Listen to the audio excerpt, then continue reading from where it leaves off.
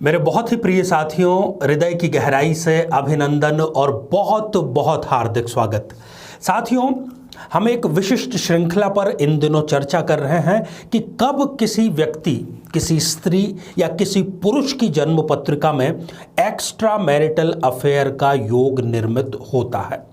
लग्न दर लग्न हम चर्चा कर रहे हैं और ये चर्चा आज हम करेंगे वृश्चिक लग्न के बारे में। वृश्चिक लग्न के जातक या जातिका को कब जीवन में ऐसा मौका आ सकता है कि उसको एक्स्ट्रा मैरिटल अफेयर का सामना करना पड़े। साथियों, इस पर हम चर्चा भी करेंगे, साथ ही इससे उबरने का उपाय क्या है उस पर भी चर्चा करेंगे। इससे पहले एक बेहद परंतु बहुत ही महत्वपूर्ण सूचना आपके लिए ये है कि गुरु पूर्णिमा जो कि 5 जुलाई 2020 को है, उसके उपलक्ष्य में हमने एक अभियान छेड़ा है चाइनीज़ एप्लीकेशन टिकटॉक को डिलीट करने का। यदि आप भी अपनी जन्म पत्रिका से संबंधित किसी भी एक प्रश्न का निःशुल्क उत्तर मेरे माध्यम से जानना चाहते हैं तो ये एपिसोड हम गुरु पूर्णिमा को प्रसारित करेंगे। अब इसके लिए करना क्या है वो आप ध्यान से सुनिए। यदि आपके मोबाइल फ़ोन में टिकटॉक नाम का एप्लीकेशन है तो उस एप्लीकेशन को डिलीट करते हुए एक वीडियो आपको शूट करना है जिसकी अवधि 30 सेकंड से कम होनी चाहिए और उस वीडियो को आपको भेजना है हमारे व्हाट्सएप नंबर पर जो कि आपको स्क्रीन पर इस वक्त दिखाई दे रहा है। साथ ही आपको अपनी डेट ऑफ बर्थ, अपना टाइम ऑफ बर्थ और अपना प्लेस ऑफ बर्थ ये भी साथ में भेजना है और एक प्रश्न आप कोई भी इसमें पूछ सकते हैं।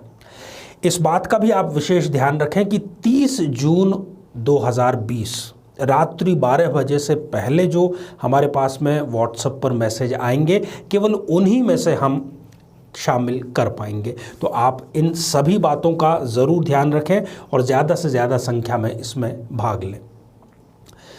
तो साथियों, बात कर रहे थे हम वृश्चिक लग्न की जन्म पत्रिका के बारे में। यहाँ पर आज हम 4 ऐसी परिस्थितियों के बारे में चर्चा करेंगे। यदि उन चारों में से कोई भी एक या अधिक परिस्थिति वृश्चिक लग्न के जातक के हो तो वो उसको एक्स्ट्रा मैरिटल अफेयर की तरफ ले जाने का कार्य करती है। यहाँ पर एक ख़ास बात यह है कि जिन परिस्थितियों की हम चर्चा कर रहे हैं, इस परिस्थितियों में जो व्यक्ति है वो समानांतर रूप से, पैरेलल रूप से अपने दाम्पत्य जीवन के साथ ही एक और दाम्पत्य जीवन उतनी ही इंटेंसिटी से जीता है। इतना ज़्यादा ये गहराई वाला संबंध होता है और अधेड़ उम्र में ऐसे व्यक्ति को, ऐसे स्त्री या पुरुष को मानहानि का भी सामना करना पड़ सकता है। साथियों, कुंडली मिलान के समय हम इन बिंदुओं को ध्यान में रखें तो दाम्पत्य को सुखद बना सकते हैं और यदि इस प्रकार के किसी उलझन में आप घिर भी गए हैं तब भी हम इन उपायों पर चर्चा करके जीवन को सुखद बना सकते हैं। तो आइए साथियों, बिना किसी देरी किए जन्म पत्रिका के माध्यम से इन चारों परिस्थितियों को जानते हैं। साथियों, 8 नंबर से जो कुंडली प्रारंभ होती है उसको हम कहते हैं वृश्चिक लग्न की जन्म पत्रिका। अब सबसे पहली परिस्थिति, यदि सप्तम भाव जो कि रिलेशनशिप का भाव है, पति पत्नी का भाव है, यदि इस भाव में शुक्र, शनि और राहु इन तीनों की युति हो जाए तो ये भी व्यक्ति को एक्स्ट्रा मैरिटल अफेयर की तरफ धकेलने का कार्य करती है। शुक्र वृश्चिक लग्न में सप्तमेश है और व्ययेश भी है, इसलिए ये प्रबल मार्केश है। हालांकि शुक्र यहाँ पर मालव्य योग का निर्माण कर रहा है, बहुत ही सुंदर ये योग है। शनि इस कुंडली में लग्नेश मंगल का शत्रु है। राहु हम देख रहे हैं कि इस स्थान पर बैठ करके हालांकि उच्च का हो गया है परंतु ये दाम्पत्य जीवन को खराब करने का कार्य भी अवश्य ही करता है। दूसरी स्थिति, यदि वृश्चिक लग्न में ही शुक्र और चंद्रमा की युति है और किसी भी प्रकार के पाप ग्रह की दृष्टि इन पर पड़ रही है तब भी ये व्यक्ति को एक्स्ट्रा मैरिटल अफेयर की तरफ धकेलने का कार्य करता है। हालांकि बहुत हद तक ये भी संभावना होती है कि वृश्चिक लग्न के किसी भी भाव में यदि ये शुक्र और चंद्र की युति हो तब भी ऐसे व्यक्ति को शुक्र या चंद्रमा की दशा अंतरदशा में एक्स्ट्रा मैरिटल अफेयर का सामना करना पड़ता है, परंतु ये लग्न में हो तब इसकी संभावना बेहद ज़्यादा बढ़ जाती है। शुक्र यहाँ पर लग्न में कुल दीपक योग का निर्माण कर रहा है। तीसरी स्थिति, यदि अष्टम भाव में सूर्य विराजमान है और किसी भी प्रकार की शुभ दृष्टि इस पर नहीं है, सूर्य दशमेश होने से यहाँ पर राजयोग कारक है, सूर्य लग्नेश मंगल का मित्र भी है, परंतु यहाँ पर ये व्यक्ति को एक्स्ट्रा मैरिटल अफेयर में डालने का कार्य करेगा, खास तौर पर सूर्य की दशा या अंतर दशा में। चौथी और अंतिम स्थिति, यदि सप्तमेश शुक्र इस कुंडली के द्वितीय भाव या द्वादश भाव में हो, तब भी ये व्यक्ति एक्स्ट्रा मैरिटल अफेयर की तरफ निकल पड़ता है, खास तौर पर शुक्र की दशा या अंतरदशा में। साथियों, जिन 4 स्थितियों की चर्चा हमने की है उसकी कुछ विशेषताएं और भी है, ताकि आप तथ्यों को अपने स्तर पर टैली कर सकें। ये जो स्थितियां हैं ये व्यक्ति को ज़रूरत से ज़्यादा कामुक प्रवृत्ति का बना देती है, शायद इसी वजह से वो एक्स्ट्रा मैरिटल अफेयर की तरफ चल पड़ता है।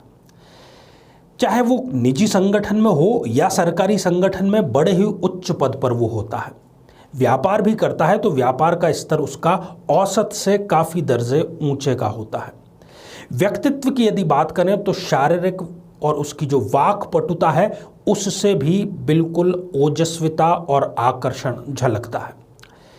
आगे चल करके इनको हृदय संबंधी किसी रोग का भी सामना करना पड़ सकता है, रक्त चाप से संबंधित भी किसी समस्या का सामना करना पड़ सकता है। यात्राएं ये जीवन में बहुत करते हैं, व्यापारिक यात्राएं हो या निजी यात्राओं की संख्या इनकी बहुत अधिक होती है। जो विवाह इनका होता है, कई बार ऐसा देखा गया है कि उसका निर्णय जल्दबाजी में हो जाता है, पारिवारिक दबाव में इनको विवाह करना पड़ता है। शौकीन ये ज़बरदस्त होते हैं, जितना भी पैसा इनके पास में है इनका उद्देश्य होता है कि उसको पूरी लग्जरी के अनुसार और जल्द से जल्द खर्च कर दिया जाए, बचाने में इनका विश्वास नहीं होता।